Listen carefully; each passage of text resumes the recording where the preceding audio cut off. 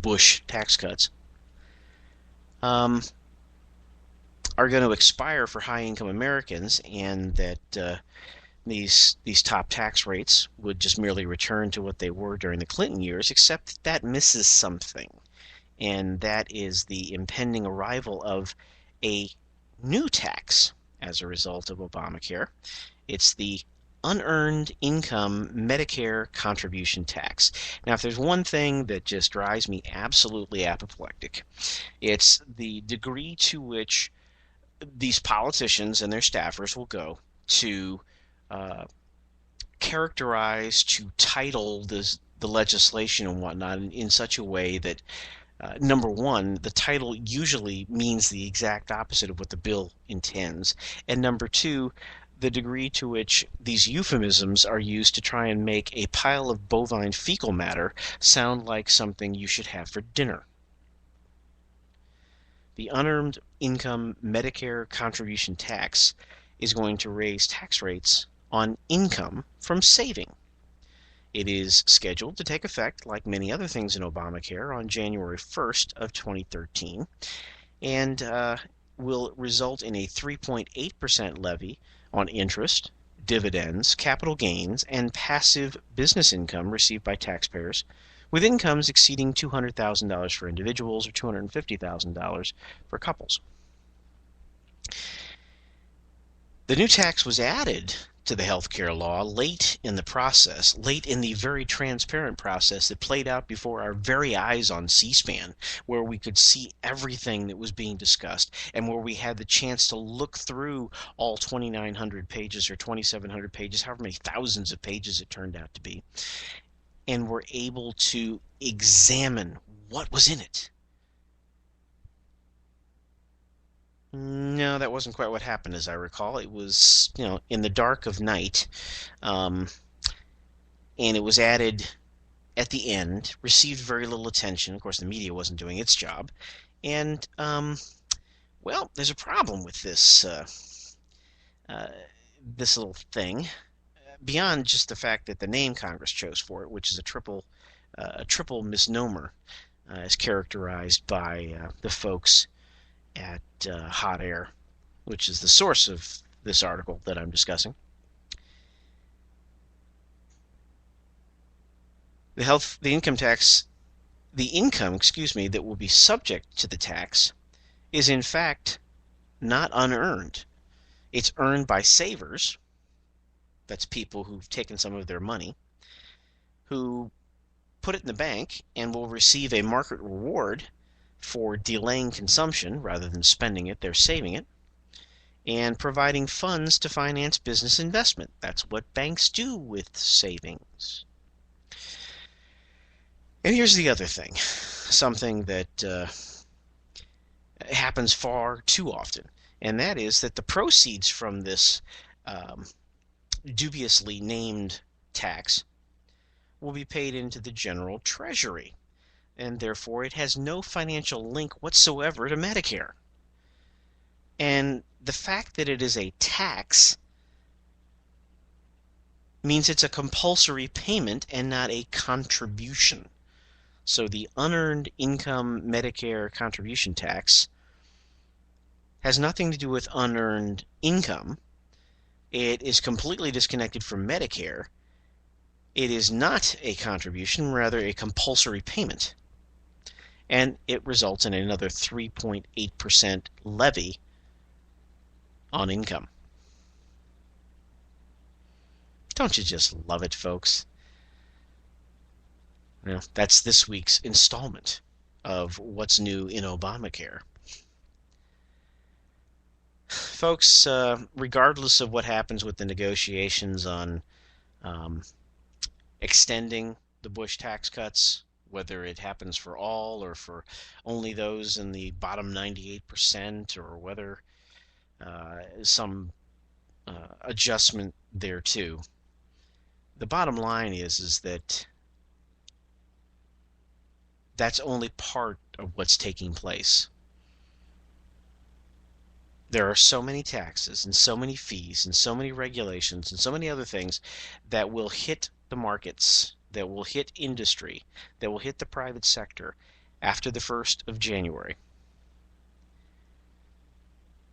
that I believe we are going to see an extremely negative impact on the economy. I believe we are ripe for a double dip recession. And when I come back from this break, I'll tell you why it may not be all President Obama's fault. You're listening to the Palmetto Conservative Show here on the Conservative Broadcast Media Network. Thanks for being here this evening. Stay tuned. We'll be right back. I always loved watching the kids play basketball. I still do, even though things have changed. It's funny, they can't find jobs to get their careers started. And I can't afford to retire. And now we're all living together again. I supported President Obama because he spoke so beautifully. He promised change, but things changed for the worse. Obama started spending like our credit cards have no limit. His healthcare law made health insurance even more expensive. We've had stimulus and bailouts. Obama added almost $16,000 in debt for every American. How will my kids pay that off when they can't even find jobs? Now Obama wants more spending and taxes. That won't fix things. I had so many hopes. Cutting taxes and debt and creating jobs. That's the change we need. Tell President Obama to cut the job-killing debt and support the New Majority Agenda at newmajorityagenda.org.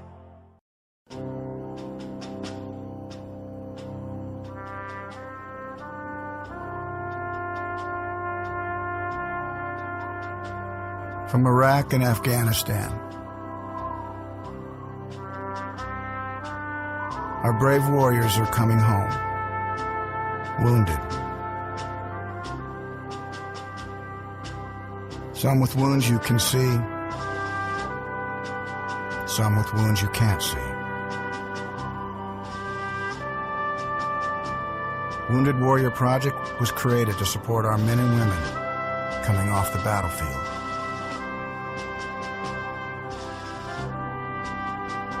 Please help carry these warriors the rest of the way home.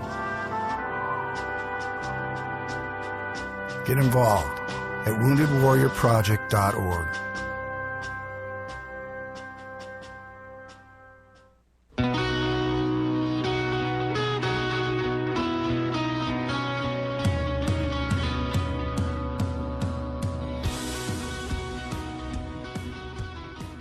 Welcome back into the Palmetto Conservative Show here on the Conservative Broadcast Media Network. I'm your host, Jim Lee. Thanks for being here and being a part of the program this 12th of December, 2012. The opening monologue went a little bit longer than usual. I got on a rant. What can I say? It's what I do.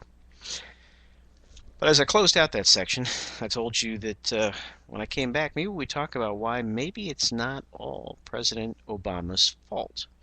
With all due respect to the first part of the ad we just played there. Although President Obama does tend to act on his own, does not often consult Congress, does often unilaterally take action, he is not a dictator. He may think he is, he may act like he is, but the reality is that in this republic, as it still stands, he is not a dictator, and he is not free to do whatever he wants. Granted, he's got far more sweeping powers than he should have. Congress should step up its role as an oversight body and reel him in. But at the end of the day, when I look at the problems that we're facing, when I look at the fiscal cliff, when I look at the fact that we still have no budget after 4 years, when I look at the out-of-control spending and the inanity of these arguments over tax policy, to me, the responsibility falls squarely on the 535 members of Congress.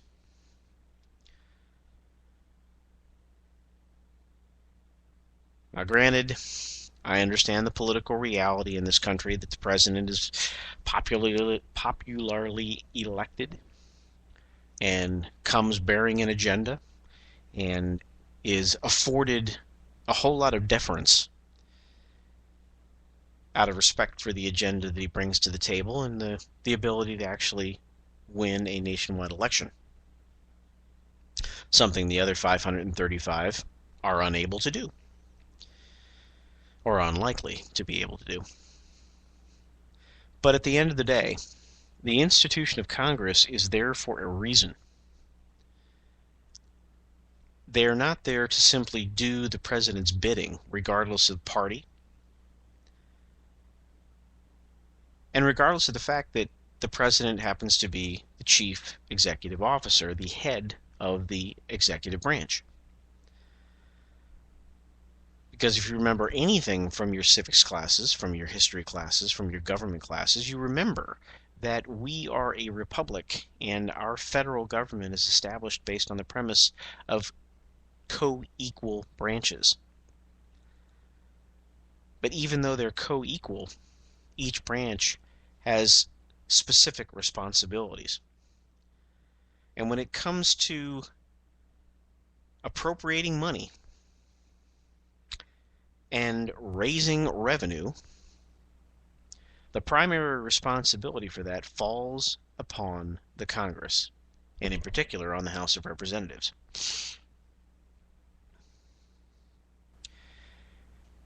If the members of Congress, and I know there are a few, unfortunately they are the overwhelming minority, but if our Congress actually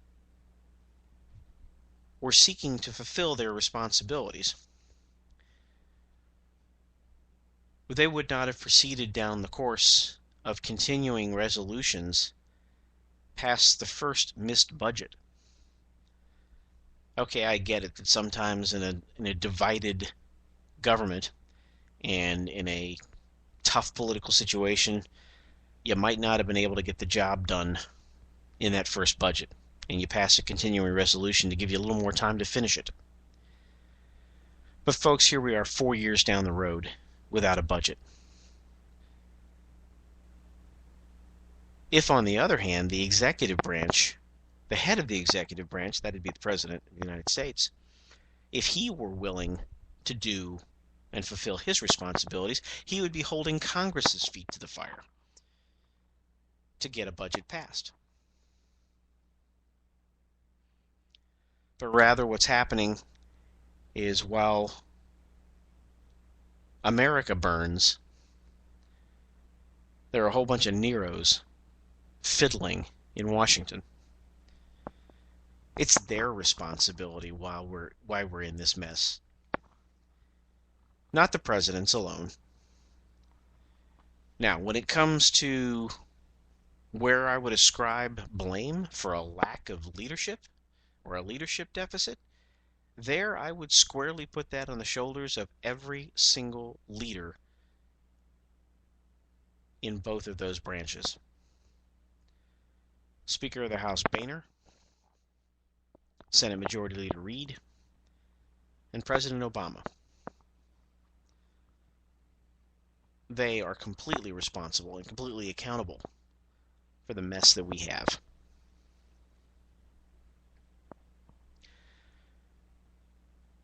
Not the political parties, and not the individual representatives and senators, not the agency heads, the cabinet heads. It comes down to those three people.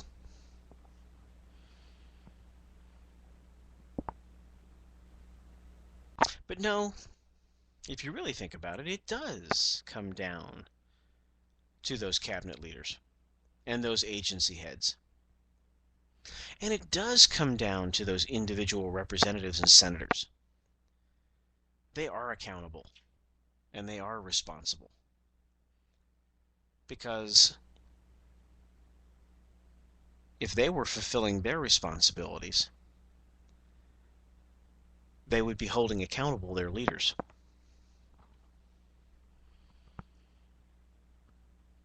But no, if you think about it, it really comes down to us. It comes